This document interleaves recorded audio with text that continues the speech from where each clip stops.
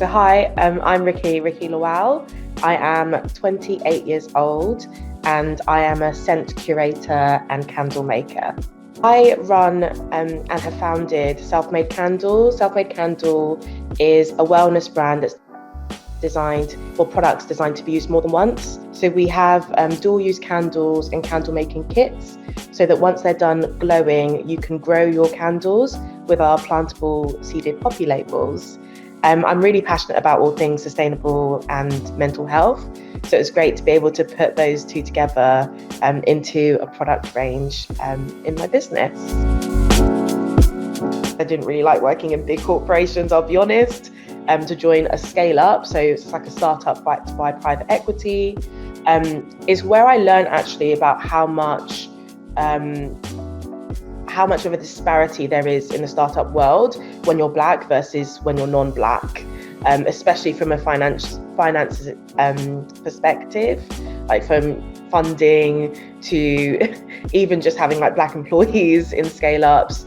I went to a talk semi-recently, where one of the speakers was talking about how as Black people we're taught to follow security and not adventure. And the world of startups and scale-ups is all about adventure. And I'm like, I was born in Nigeria. We moved to London when I was 5 years old. So my parents have always been like, get a job, become a lawyer, become an engineer, become an accountant. You know what I mean? Like, focus on those careers because they're security. And that's what my parents have always strived for. Whereas I'm a little bit more like, I also want a bit of adventure, which is why part of the reason why I started my own business is that sense of adventure, that sense of being my own boss, of being able to like actually shape my future and the future of anyone that works with me and anyone that buys our products. I'd say these last 18 months have been challenging, to say the least. I do think from adversity, though, we can rise. I'm a little bit of a believer in being phoenixes, like from the ashes, we're reborn.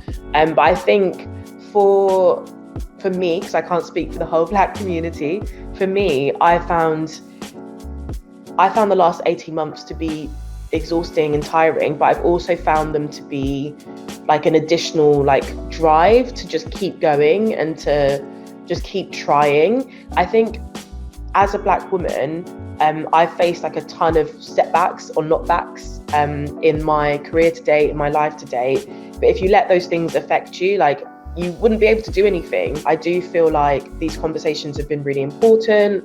I feel like for me, like, as I said, out of adversity, like we can rise and rise again. And I think, especially Black businesses, like we face a lot of setbacks, and we still keep going. So I feel like the motivation has been reignited in me these last 18 months or so. I would love Self-Made Candle to be a household name. I dream of a future where we have a product that we keep and we just refill and reuse. I dream of a future where we don't throw things away just because they're done. We find ways to renew and reuse everything. I dream of a future where when someone thinks of a sustainable candle, they think self-made. And that's the vision I have for the business. Me as a person, my future, I would love to inspire other people like me to take those steps. I didn't really have, when I was growing up, someone telling me about the beauty, but also challenges of entrepreneurship. What I had was a very set mind of security. Let me get into this top tier university, top tier job, and I'll be fine from there.